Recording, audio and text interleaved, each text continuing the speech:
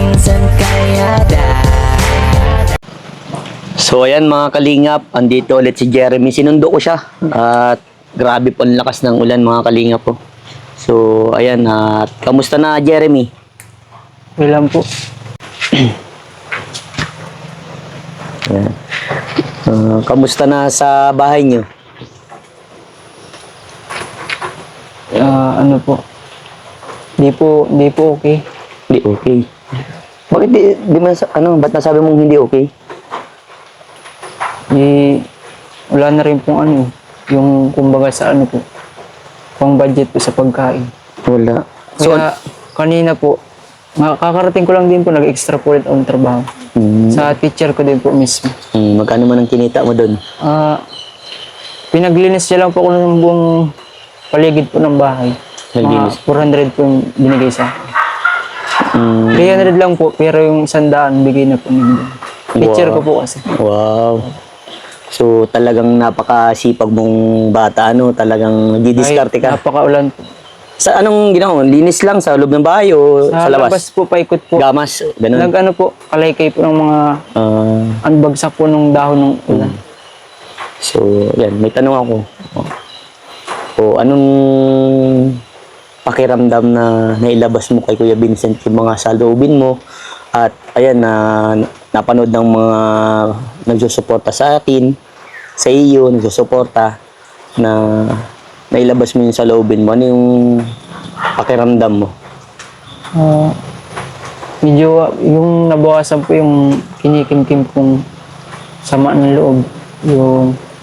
Yung parang yung gusto pong sabihin ikwento sa ibang tao yung masakit yung pinagdaanan. Pero ako po yung taong hanggang post na lang po sa FB. Doon ko na lang po inilalabas. Pero sa ngayon, Jeremy, nang nailabas mo yan, ano yung tumatatak sa isipan mo na mga sinabi ko sa'yo? Yung pagiging matatag po. Pagiging matatag, ano pa? Kahit na ganito po yung sitwasyon ng buhay, dapat positive lang po palagi. Kung magpapapit sa sinasabi ng iba. Tama. Dahil once na napa-apekto ka, ikaw yung mahihirapan. Totally. Nagpa-apekto ka nung una. Una po. Kaya ikaw yung nahirapan at ikaw yung mas nagrabe. Diba?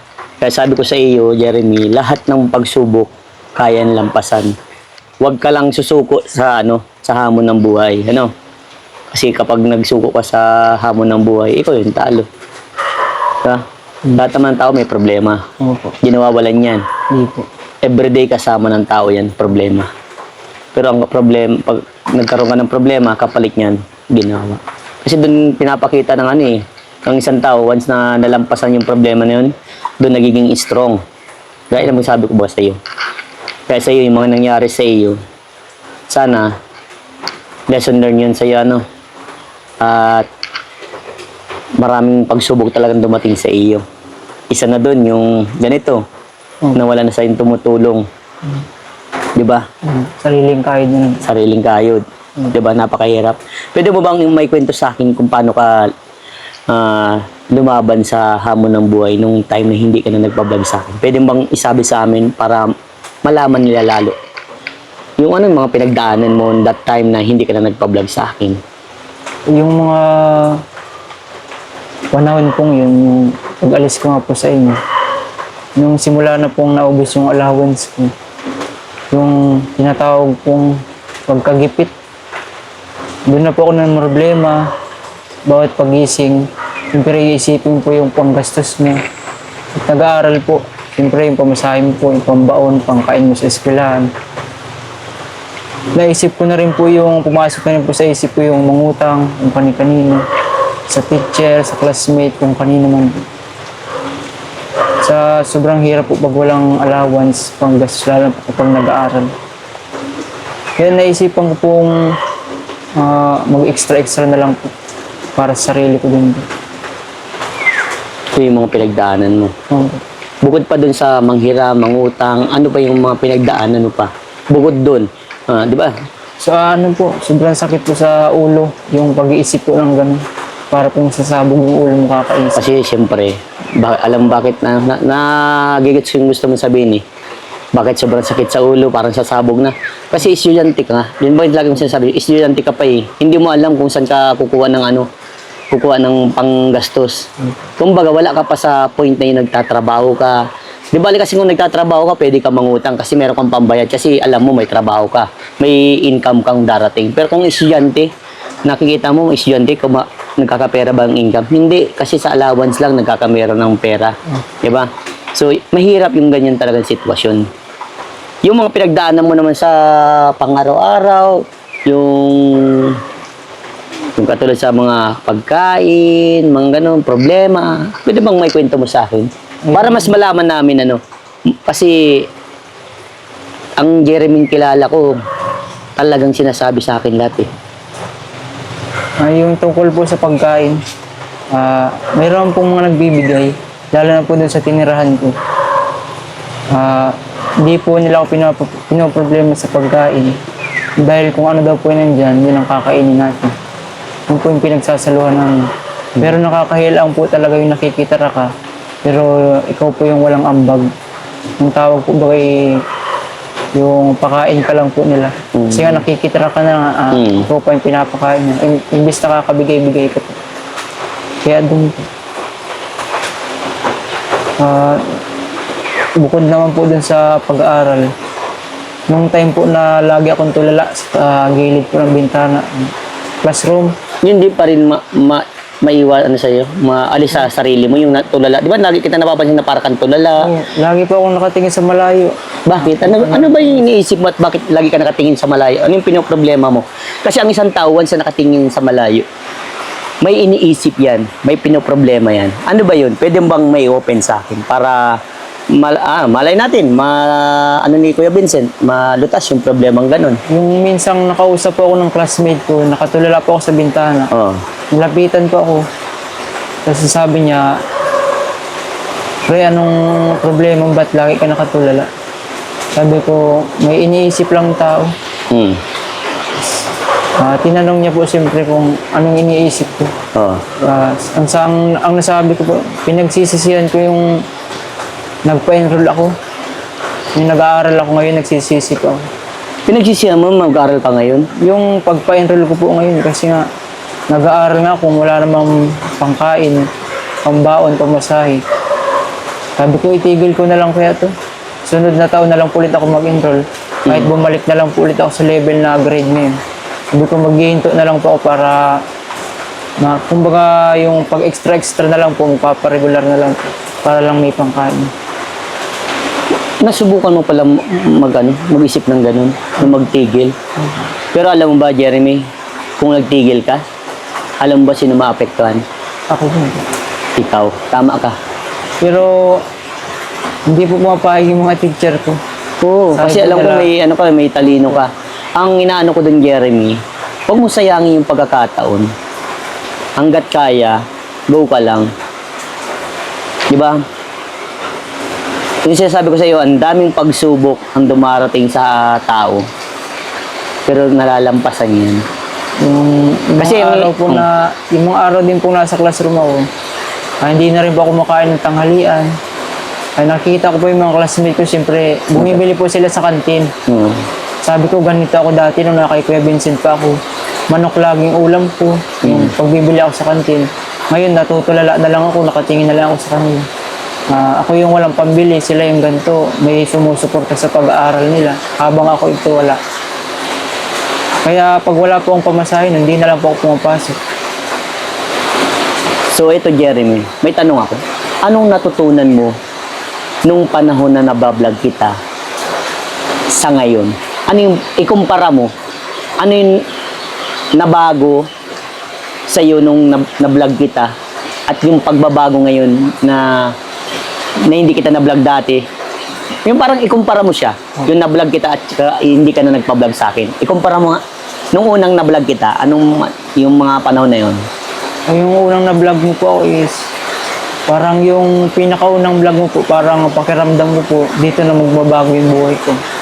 Dahil yung unang-una pa lang po, tinulungan mo po kasi agad ako. Inabutan mo po ako ng pera, sabi mo po, pambili-bili. Tapos, yun po parang gumaan po yung buhay ko, yung takbo ng buhay ko. Nabibili ko po yung gusto kong kainin. Mm. Lalo na po yung tumagal pa po. Yung marami pong nagbibigay, sponsor. Mm. Nakabili po ako ng gusto kong bilhin. Yung bike po, tulad po ng bike. Tapos, yung time naman po na umalis po ako sa iyo, yun na po yung pinagsisisihan ko. Kasi nga po sobrang nalubog na po baga yun. Walang-wala ka na pong madukutan ng pera kahit sa bulsa mo po. Pagdukot mo, butas pa. Ibang utang ka, tatanggi lang po sila. Pero nung ako po ang meron, nandyan po sila. Pero yun nung ako na po yung nangangailangan, hindi na po sila nagpaparamdam. So, may tanong si Kuya Vincent. Ano yung natutunan mo sa mga payo ni Kuya Vincent sa iyo na tumatatak sa puso't isipan mo? Yung lalo na po yung tayong tatlo po nila pastor, Oo. yun po yung tatandaan ko. Ang sabi po nila, yung sabi niyo po, walang pagsubok na hindi nalalampasan. At alam ko pong nandyan yung Panginoon para gabayan po ako sa lahat ng pagkakataon na gagawin desisyon ko sa araw-araw. At alam kong hindi po ako pababayaan ng Panginoon. Lagi po siyang nakaabang, kabantay. At sabi ko, hindi man po ngayon, pero balang araw, iaangat din pa ako ng Panginoon. Yan. Yun ang sinasabi ko sa iyo, Jeremy. Ano? Ito, Jeremy, para mas lalong lumakas pa ang loob mo, gumaan ang mga nararamdaman mo, lagi ka lang magdasal sa ating Panginoon. Ano? Napaka-swerte mo, Jeremy, dahil bumalik ka ulit sa akin. Ano? Totally, meron sa'yo nagpaabot ng pagmamahal. Siya din yung nagpaabot sa'yo ng pambiling bite. Isipin mo siya din yung nagpaabot yung pera, binalik sa iyo. Pero, inano lang po ng tiyahin ko. Oh, inano lang na tiyay mo. Pero, nagbayad po siya 2,000, pero yung 6,000 po, Hindi na. kinalimutan niya. Oh. Ito yung sinasabi ko. Isipin mo, Jeremy, ano? Kasi may mga taong nadadala. May mga taong kapag sinayang yung oportunidad na tulong na binibigay sa mga beneficiary katulad mo, hindi na sila tumutulong. Pero ito, si Tita Nancy, nagpaabot ulit sa'yo ng 3,000. Ang allowance mo ito, Jeremy. Kaya, nakaka-proud ang ganito kasi ginagawa pa rin yung bilang tao, bilang siguro nanay natin siya, nanay mo na siya, or tita, ginawa niya pa rin yung responsibility niya para tumulong sa katulad mo. Pero mo, siya yung nagbigay sa'yo ng bike, ng allowance. Kaya sana, Jeremy, wag mong sayangin yung pagkakataon na lagi may tumutulong sa'yo. Dahil kapag sinayang mo yun, di ba nangyari na sa iyo? Okay. Parang nabaliwala mo yung mga tulong nila. Pero alam ko na sobrang appreciate mo yun, di ba? Pero sana, Jeremy, huwag mo nang sayangin ang pagkakataon.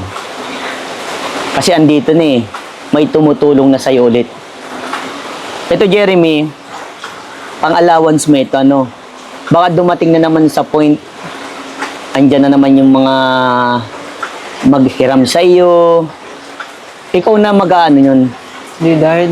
Ano po kasi, dahil po sa ginawa nila sa akin, parang yung pagiging mabait ko po sa kanila, sila po yung gumagawa ng paraan para maging maramot po ako.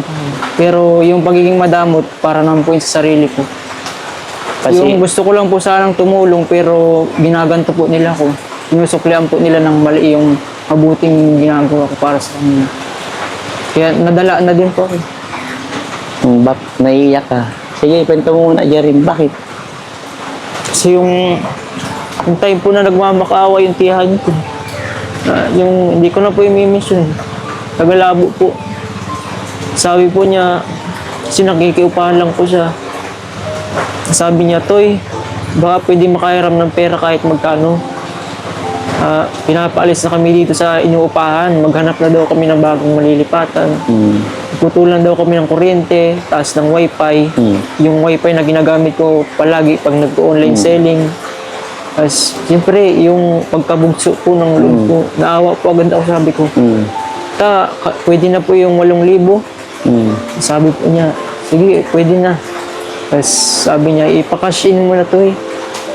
Tapos nagbago po yung isip niya. Sabi niya, papuntahin ko na lang din tiyuhin mo, yung asawa po niya.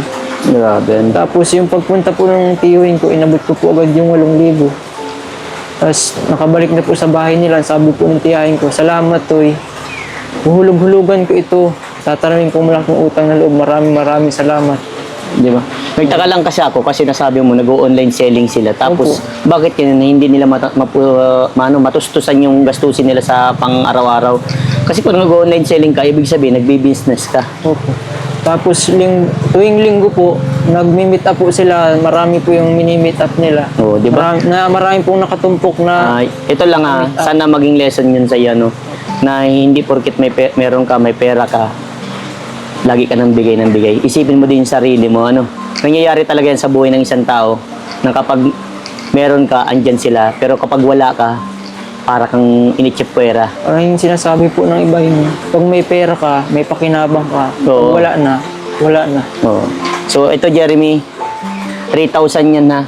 Pinapabot yan ni Tita Nancy na pagmamahal ulit sa iyo. Allowance mo yan Jeremy, matagal-tagal mo din yan mga pangpamasahe, Siguro sa loob ng isang buwan, sobra pa siya. Kasi ang lapit lang ng school mo. No?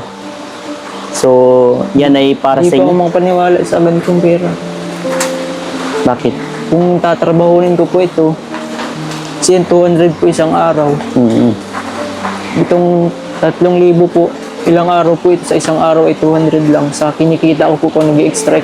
Halos 3 linggo. Oo. Yung 3,000. Baka nakarni na po yung mga kamay ko sa pag-ano ng mga manok. Sobrang pagod po talaga yung... Hindi mo po iniisip yung pagod kasi wala ka pong mga pangkain.